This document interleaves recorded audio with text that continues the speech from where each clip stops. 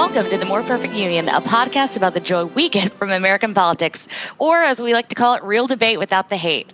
Hi, I'm Emily. I'm a moderate Republican from Virginia. Hi, I'm Greg. I'll be your liberal Democrat from Cincinnati, Ohio. I'm DJ, your conservative libertarian from Virginia. I'm Kevin. I am a conservative Democrat in Southern California, near hell, because it's in Santa Clarita where the fires are raging just 2 miles from me. And I'm Cliff, and I am also a Republican from Virginia. So you can find us on the web at moreperfectunionpodcast.com, plus blogs and commentary. Like us on Facebook at facebook.com/moreperfectunionpodcast. And please rate and review us on iTunes. And if you get a chance, share us on Facebook. And if you'd like to sponsor our podcast, you can send us a little shout on Facebook, and we can get that set up as well. So, guys, we've had a pretty interesting week. And by the way, a little snippet to what Kevin said. I think the fire is actually Debbie Wasserman Schultz's career going up in flames. So we'll talk about that later. No, I think that's a bigger fire. This is just a little smoldering flame compared to her career, but we'll talk about that later. You beat me to it because I thought that was part of the new Republican platform on wildlife. So, Emily and Cliff, you guys were at the RNC this week. We want to hear from you. We want to hear about your experience. So I will first tell you that I was heavily intoxicated for many nights of the convention, and I rocked myself to sleep in a corner quietly. I kid. No, it was great. It was a great opportunity. You know, there's a lot of, just very unique people you get to meet. I got to meet Ambassador Bolton, ran into Ben Carson, Chris Christie, a couple other people. You know, it's kind of nice to see people in front of you and meet them. And even though Trump is the nominee and he was not my first nor even my last choice, it was very interesting to hear the speeches and to see where the platform went from night to night. They had a theme each night, and I was very shocked and surprised and yet pleased, although I think he said a ton of things that I disagree with. The one thing that stood out for me that Trump did say in his speech in the closing night is that he would stand up for the LGBT community, which is the first I've ever heard in the Republican Party at that level. So at least I can give him kudos for that. I got to say, that was the only part of the entire week that I liked, but I thought that was a classy moment too, especially when he acknowledged it. I love how each night was, make something America something again. And, I love branding, and I just remember thinking, I wonder what tomorrow night's going to be. You were dealing with a consummate showman setting this up. It was one of the most well-crafted conventions I've ever seen. Okay, so Cliff, what was it like for you there? Okay, I was an alternate delegate from Virginia, which actually meant that I got to pinch hit on the floor a couple of times for my delegation because people have to go to the bathroom, people show up late, etc. It was exciting. Monday was very interesting from the perspective of, hearing the ayes and nays called and the call of the chair and the call of the floor not always lining up. I was honestly flabbergasted on Wednesday night when, I almost couldn't believe my ears when I was hearing the boos rising from the audience because these people had cheered Ted Cruz when he took the stage. Right. Well, that was planted, right? That they created those boos on purpose, right? I hadn't heard that, but it wouldn't. On the one hand, it wouldn't surprise me. On the other hand, given how things were going and given how the week had gone, it wouldn't surprise me if it was at least half spontaneous. Let me throw in this real quick, and specifically from our delegation, but it did make national news, is our former Attorney General, Ken Cuccinelli, who, I watched his career go up in flames, not that he cared, but they started to do what's called a roll call 39 vote, I believe it is. Is that correct, Cliff? It was a roll call vote, and I think it's either Rule 39 or Rule 40. Yep, that's what it is, yep. So basically what that was is if you can get 9 states to sign on. 7. No, I was told 9. Okay. Well, if it's 7 or 9, regardless, at one point there was word that there was 11. And then when they finally got to report, there was only 6, which obviously did not meet the cutoff to unbind delegates and roll into utter chaos. So our former Attorney General, who was the state delegation chair of Virginia, which that's a whole other issue, he picked up his credentials and threw them on the floor like a child in their terrible twos. So that was embarrassing, to say the least, for the Virginia delegation. But didn't he do that for the drama? And didn't he get a lot? I mean, you wouldn't know this because you were there, but he got a lot of press for that. Yeah. He did, and I'm sure it was by design, but I'm thinking maybe he wasn't on meds or something, because the next morning at breakfast, he walks up to the podium, and our only state delegation in our hotel in the breakfast taps the mic and says, "This is the voice of God." So, I mean, seriously, something's up with that guy. Don't know what. Okay. Well, I actually got to chat with him at the after party, if you will, back at the hotel that evening. From what I gather, that was actually, as much as as much as there might have been showmanship, he moved on quickly, but his temper snapped. He was furious at what happened. And if you were in the hall on Monday, you would have noticed that there was an awful lot of stalling. The House band got an awful lot of time, and from what I heard, they had 9 or 10 states sign on to this petition to have a roll call vote on whether or not to pass the new rules. And I'm pretty sure that stalling was the party leadership trying to badger enough people to take their names off so that they wouldn't have the roll call vote. Yes, I was told that the secretary of the actual committee was held by armed guard and protected. So I heard there were some, shenanigans to that. But every convention has this happen. I'm sure we'll see it next week too. Or this week too. Mm-hmm. So. Were there any speeches that you were like, I am just so proud to be here, and this will stick out forever? That's A. This is a 2-part question. And B, were there any speeches that you just looked around and were like, what the hell am I doing here? Because the Steve King speech where he says, hey, white people are just awesome. That speech, I can't imagine everyone without looking around going, what are we doing here? What was the exact quote that he got a lot of heat for? I believe his exact words were, "No other group has advanced civilization as much as white people did," or something like that. That's exactly pretty much what it was. Nothing racist about that. I will say my most favorite. Yeah, we'll start with positive. What was your most favorite? Peter Thiel, the founder of PayPal. I think he was incredible. I think he's one of the only openly gay people, I think, to ever speak at the RNC, which I think was incredible and I was very excited about. And I mean, I was overwhelmed. He was a great speaker. And least favorite would be Melania Trump. Someone should have just kept her in her hotel room and given her a bottle of vodka. Here's what got lost in that. And you know what? We're making fun of Melania Trump. I'm sure she's a nice woman. She's not a public figure. But what has gotten lost in all of this was she actually did lift that material knowingly from Michelle Obama. Because if you believe the public story, if you believe the official story, she told it to her writer on the phone. Stop. Okay. Kevin, stop. Nobody believes the public story, so don't worry about it. Okay. Well, you know what? I don't either. So what do you think happened? What do you think happened?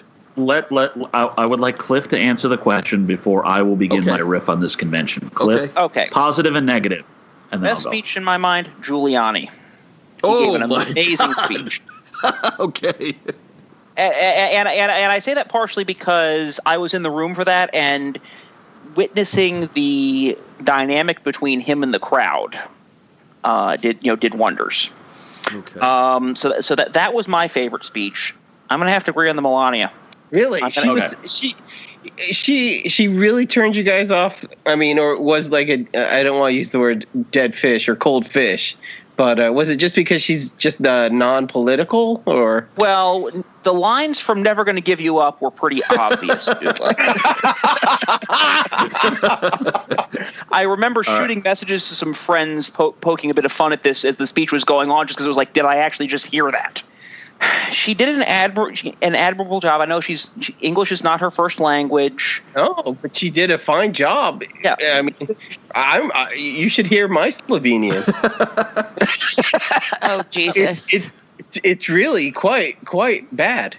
Okay, All right. so DJ, what's your take as the former Republican, now a libertarian / God knows what, who is not voting for Trump? What was your take on it? I am a capital L libertarian supporting Gary Johnson, and this week made me feel really glad in my decision to leave the party, and I will tell you why. First of all, the organization was a complete mess. Iowa and Colorado walked out on Monday. And, of course, as we all now know, not only could the speechwriters not steal somebody else's speech without getting caught, but they couldn't agree that who should be thrown under the bus until 2 days later.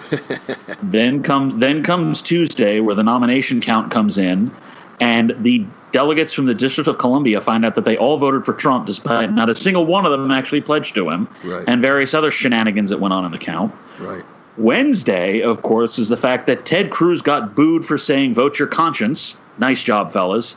And then, of course, Thursday, where Trump came up and gave what was probably the vaguest pile of dreck that I have ever seen, read, or heard from a nominee at a convention. The only thing he was specific on was the rank protectionism that has been his stock in trade. Yes, I used the pun. Go suck it. For over 25 years.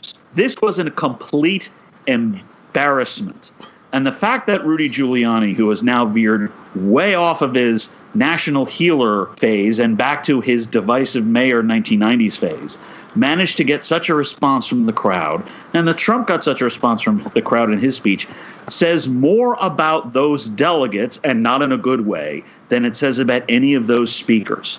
But the fact of the matter is, this is a ticket, and this is a party that has clearly shown they are not interested in governing, and they are not ready for governing. Conventions are supposed to advance the party, advance the ticket forward to the people. This did none of that. And it says something. Not only, as far as I can tell, the only poll that actually had Trump ahead, the much maligned Rasmussen poll, actually had Trump's lead shrink during the convention. This will get him no bounce. I didn't know that. Anything he may have gained out of it was wiped out by the fact that he went back to the conspiracy theory on Ted Cruz. And by the time Hillary Clinton announced that Tim Kaine was his running mate, basically the convention was only remembered by those who would rather forget it. And you forgot Scott Baio, Anthony Sabato Jr. screaming about Muslims, Benghazi mothers. I mean, it was kind of a mess. With all that said, I really, and I don't mean this sarcastically, I'm glad Emily and Cliff got a chance to experience an RNC because they are kind of cool. But it's great. It's great. It was a mess, like DJ said. I just want to throw in here that for those who've been longtime listeners, you know that DJ and I started this podcast at very opposite ends of the political spectrum. He being a conservative Republican, me being a moderate liberal Democrat. But DJ, week by week, you become one of my favorite people, and I am toasting you. I am lifting a glass of Fireball cinnamon whiskey. So let's clink right now. There you go. And this week's podcast is brought to you by Tequila, Vodka, and Fireball. This week's podcast is brought to you by Fireball Whiskey, whether they know it or not. So I think one of the several things that was going on too there, and I didn't hear anything from Trump that he hasn't said in all his stump speeches repetitively. And, this was really his opportunity for me to stand up and really say something a little bit different. And I was really let down. I was giving some hope, I think, to the thought that something could happen different, or maybe he would just throw up his hands and say, hey guys, I've been acting like a little bit of an ass. Let me just come full circle and tell you I'm serious. I'm becoming serious. I've been holding out hope way too long, haven't I, DJ? Yes, I grew up in Jersey. Kevin grew up in Nassau County, and we can both tell you this is Donald Trump when he's serious. This is the serious Donald Trump. This is who he is. There is no other version. There is no nicer version. Better? There is no self-aware version. No, this is him. This has been Donald Trump for 30 years. Well, yeah, I mean, what you see, is what you get, because the truth is there's about 3 or 4 different Donald Trumps. And I've been reading articles that are actually, I'm getting that idea from the articles I read, But, apparently people who know him in person find him to be charming, find him to be just the opposite of what we're seeing on television. But it's not that he doesn't know who he is. There's several different versions of him. And this is him. And he is a mean-spirited man. He is a bully, as DJ kind of referenced with this cruise ridiculousness that continues on. Sorry, Cliff, I know that you are voting for Cliff, the guy. Jump in, Cliff. And I'm not saying he's a bad human being. I'm not one of these people that wants to take this election into the dumpster. But, just in terms of who he is as a politician and what he stands for, there's no there in my opinion. No, we hear what you're saying. You're like, John Wayne Gacy, performed at children's parties, and he was he was great. Several of those parties went very well. And he was very professional. He made a lot of children laugh. Okay, this is the moment where I need another drink. Give me a few minutes, fellas. Talk amongst yourselves. In all fairness, look, you're verklempt. Cliff is revisiting us. He was on several weeks ago. And one of the reasons, aside from the fact that we like him so much, but one of the reasons that we brought him back is because the podcast was missing that point of view. So, Cliff, tell us what you liked, I assume, about the speech and why you're still a Trump supporter. Well, okay. I mean, it's true. He didn't say much new, but this was, he used the speech to restate what he'd stated before, and in some cases to elaborate on it. He actually used a script, which, as we all know, is not not what he usually does at his rallies. And he mostly stuck to it. There were a few points where he joined in the USA chants, but that was about the only real diversion. In a sense, nothing has changed for me since this spring, much as nothing has changed, in y'all's eyes as well. He's still putting the same message out there. He's actually more or less sticking to the general message. I like the law and order line.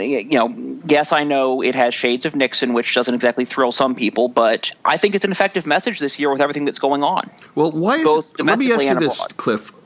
Tell me why it's effective for you. Tell me again. We explored this last time you were on. What is it about Trump that, not just that he's a Republican, but what is it about him as a leader that's grabbing you? What is it about him as a leader that's grabbing me? Trump is willing to say a lot of stuff that are, the quote-unquote official leadership, if you will, whether of the party or of the country, is unwilling to say. Handy example being, name it as radical Islam. Well, no, everybody in the Republican Party says that. No, the Democrats don't, but everyone in the Republican Party does. I will say you've got at least some people up there who have been clearly dragging their feet and are only going along with this under duress. But they're not willing. There's a large swath of the leadership of this country that is not willing to stand up on radical Islam.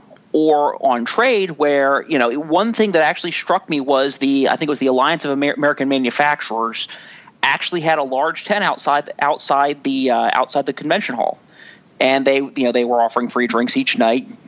They're arguably a protectionist group. The idea of seeing a protectionist lobby outside the Republican Party convention 12 years ago would have stunned everybody, because that was when we wanted to bring China into the WTO. Trump's at least willing to say, yeah, China's cheating, we need to call them on it, when everybody else is trying to finesse the issue and maybe send something quietly through the WTO that'll take 10 years to bear any fruit. Whoa. Hold it. Cliff, I got to stop you there. No one is talking about the WTO. They're talking about the Trans-Pacific Partnership, of which China is not a member. All right, I've been railing about communist China's nefariousness for years, if not decades, before Donald Trump even noticed it once he took his gaze off of Mexico, which he never really did. He still has an eye on Mexico these days. This is not about whether or not how the Chinese Communist Party treats the rest of the world. This is about Donald Trump and the National Association of Protectionist Manufacturers, and there's no argument about it. They've been a protectionist organization for decades. This is about these people essentially trying to convince Americans that all trade and all free trade is bad. It's not just about communist China. Trump rails about Japan and Mexico far more than he ever rails about communist China. And when he does rail about communist China, he talks about, I can make better deals. He uses his real fire and his real anger for the Republic of Mexico and for the Empire of Japan. Communist China has been an afterthought that he has thrown on because he realizes that it gets people's attention.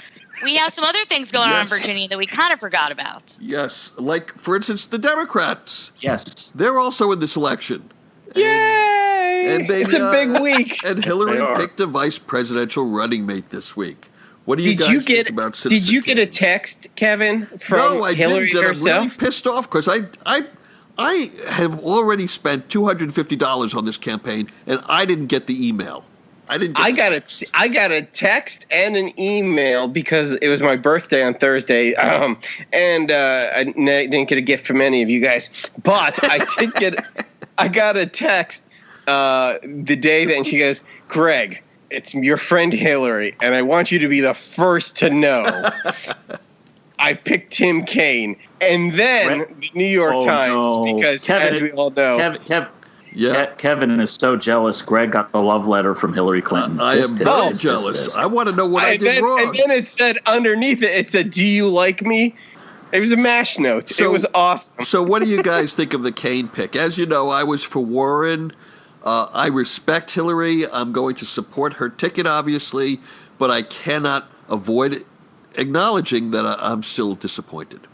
What do you guys think? Well, Super safe choice. I'll go first. I don't think it was a safe choice. I think it was a mistake. Again, I'm going to support the ticket. I'm going to work for the ticket. I'm going to advocate for the ticket. I still think, and let's see what happens this week, I think she left herself vulnerable to the left wing of the party. I think that this is a base election. I think that turnout is going to be more important than reaching into the independent side of the electorate.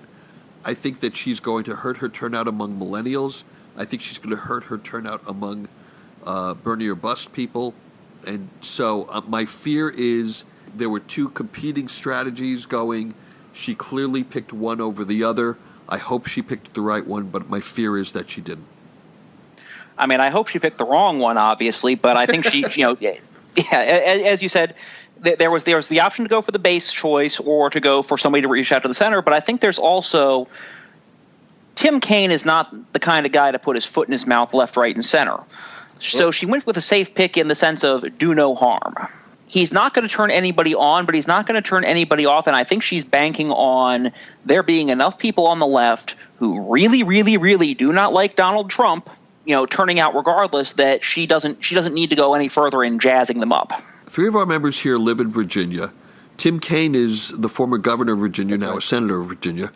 And he was the mayor also in Richmond. Richmond, yeah. There is some possibly breaking scandal or controversy, I should say, about his acceptance of gifts while he was the lieutenant governor and governor. I'd love the people from Virginia to speak to that. Apparently it was legal, but boy, the conflict of interest seems... So I sat through the gift giving scenario when they went over it. The Democrats and Republicans, the leaders of both our parties here in the Senate, sat down, and I sat through the committee hearing of where they went over and they decided gift giving procedures this past session, which was like watching paint on a wall dry. But the problem has always been in Virginia, the laws are so lax. Anything could be a gift, just about. There's so much that can be called into question because our laws have always lagged behind many other states. So, and I'll pass it to DJ. There is a phrase that is used very often here in Virginia, particularly in Richmond, that I think is apropos. If you can't drink their wine, eat their meals, thank them for their gifts, and then vote against them in the Capitol, then you have no business being here. That is essentially the way we have handled things here in Virginia. And the fact that this very sort of thing was essentially tossed out on its ear by the Supreme Court in the Bob McDonnell case as are you really telling me that this is criminal? Have you completely lost your effing minds? Is, I think, a sign that this is really, really weak. The fact of the matter is what Tim Kaine does is Tim Kaine reassures independents and soft Republicans who don't want to vote for Trump, who can't stand voting for Trump, and who I can't convince to vote for Gary Johnson, but who for whatever reason are very, very concerned about, who are very concerned about Hillary. This is not a base election. There is no such thing as a base election. There is not the existence of such an animal. I'm sorry. Everyone talks about 2008 as the great base election. It wasn't. 1 in 6 Bush 04 voters put the lever for Barack Obama in 2008. That's how he won the election. You win the election by winning over centrist voters. Mrs. Clinton understands that in a way that Donald Trump does not, because, frankly, Donald Trump can't find the center with a frickin' magnifying glass. The simple fact of the matter is, this is a nomination that appeals to normal people. And since the 5 of us really aren't normal, we don't quite understand that. So it gets us upset. But to actual normal voters, they look and go, okay, this guy has experience as a senator, his experience as a governor, he has experiences as a mayor, so he has local experience, so he can address some of the law enforcement stuff that's been going on lately. He talks like a normal person. He doesn't talk like a robot. He clearly is not a lizard, which is a problem with Thiel that just about everybody else seems to be running. That he's a decent guy. And it goes to what vice presidential nominees have actually been over the last 25 years. They're not used as geographical balance anymore, although Kane does fulfill that. They're not even used as ideological balance anymore. They're used as a way to reassure voters that there is somebody there who is either smarter than the presidential nominee or more of a real person and perceived than the presidential nominee. Tim Kaine does more of the latter than the former, because I don't think anyone says Hillary Clinton is dumb. But he reaches voters that Elizabeth Warren and Bernie Sanders and maybe even Julian Castro can't do. He's been underestimated here in Virginia 3 times, and he's beaten that underestimation every time. He is the only candidate now, except he's the only statewide office holder who has been elected by a majority, except for Ralph Northam, the lieutenant governor. He ran ahead of Barack Obama in Virginia in 2012. He is essentially, in my opinion, locks down this state because so many Republicans are now going to be more focused on replacing him in the upcoming Senate election than beating him for vice president. This is exactly the right thing for her to do. If Hillary Clinton loses a vote to Jill Stein but gains a vote from Donald Trump at the same time, she has not lost anything, but Donald Trump has lost a vote. Wow. Which means relatively she comes out ahead. Great analysis. And that's what she figured out. Great point. Greg, since you're the liberal Democrat, what did you think of the Kaine pick? Well, I agree on everything that DJ said, which doesn't happen all the time. Once you're in the general, you don't appeal to the base anymore. You don't send flyers. You don't send stuff to the Democrats. You send it to swing voters. There's no reason to. And you don't send it to the hardcore opposition. You want to go for that middle ground. And that's exactly what she's doing, Hillary. I like Kaine. In addition to all those things before, he's a former GNC chair, which a lot of people, and he plays a harmonica. I mean, he is that. Oh gosh, which a lot. And he's a tenor. He sings, by the way, which not a lot of people know. I'm friends with a lot of elected officials or former elected officials in Virginia, and literally every person has done a status. Politics aside, Tim Kaine's an amazing man. Right. So I'm like, damn it. Right. And it's not when you put him up against Pence has all these rulings and in Indiana, he just did this and he has this law that he just signed in and he went up against the LGBT community and he just was trying to jail women who had miscarriages. And I mean, it's just one thing after another, controversial. And even if Mike Pence is a decent human being, and he is probably a decent human being, he's such a figurehead or a masthead of controversy and angst. And God, what an asshole. Not like Kasich is an asshole. Okay. I didn't think I would get that in. You didn't think I'd get that in, but I did. We're looking to wrap up the show. So we have the DNC, the Democratic Convention, starting tomorrow. We tape on Sunday nights. Debbie Wasserman Schultz, who we call Debbie Downer, lost her job today. She had to resign. Bye-bye. But I'm going to wrap this up into one big predictions for the week. But I'm going to go to Cliff first and say, what are you looking for this week, Cliff? Fireworks. Lots and lots of fireworks. In what regard? I think there are quite a few Sanders people who, even though they've gotten a lot of what they wanted, they even got the superdelegate reform on the table, You got a lot of people who just aren't on board with Hillary, and just as you saw some free fireworks on Monday at the Republican convention when, Mitch McConnell got booed and so on and so forth, I think you'll see something similar at the DNC, only on a slightly larger scale inside. DJ? I think what we're going to see is we'll see some interesting things on perhaps Monday or Tuesday, but I think Mrs. Clinton and Tim Kaine will get I think they're going to get a large bounce out of the Democratic convention, and I think by the time we have this discussion, you will see polls that have her lead back in double digits. Greg? This week, and as much as I said I enjoyed, the theme and whatnot, the RNC was a lot of fear mongering, and Giuliani's speech was great, but it was quick, grab your guns and shit because someone's coming for it.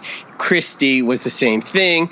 Everyone, the only thing we were missing this year was an empty chair, someone screaming at it. But it was a lot of fear mongering. It was a lot, which was supposed to be like, Greg, hey, Greg, you've done a great job predicting the past. Can we have a prediction of the future, please? That's the point. This next week, what we're going to see, and what I hope to see, is the exact opposite. We're going to see, hey, what's really great about America and what's awesome is, hey, this is the unemployed, and this is where we were 8 years ago, and this is where we are. What's awesome? We are. You know what? We're going to scream USA, and we're going to mean it because we're awesome. We're going to have Jack Black doing guitar solos with Beyonce, and, it's going to be just amazing. And we're going to have A-list celebrities, not Scott Baio. It's going to be awesome. Okay, we got it. Okay. It is. Yeah. I'm going to jump in and say I agree with Cliff. I think that there's going to be a lot of discord, even more so than there was at the RNC. I think the combination of the pick of Tim Kaine and the Debbie Wasserman Schultz DNC email scandal is going to lead a lot of the Sanders, the Bernie or Bust people to make a stink. I think we're going to see a great night on Wednesday when we have President Obama, Vice President Joe Biden, Bill Clinton, and Tim Kaine speaking. I think that's going to be an amazing night, and I think, frankly, a lot of people are going to feel a little let down on Thursday, even though I'm sure Hillary will do her best. She's not up to those standards. Emily? I think it's going to be very similar to the Republican convention. Protesters were supposed to be outlandish. It was very minimal. I think on the inside of the hall, it's going to be, a slight, snafu maybe on Monday or Tuesday. And after that, everyone's going to say kumbaya and go home. And with that, Emily, you want to take us home? Amen. I will. So we've had a great show tonight, guys. I just want to leave us with make sure you find us on the web at moreperfectunionpodcast.com. Like us on Facebook. Rate and review us on iTunes. And if you really, really, really love us, you can inbox us, and we would love some mixed drinks for our next show. Anyways, with that, we all say good night. Good night. Good night. Good night. Have a great week. Good night and keep drinking.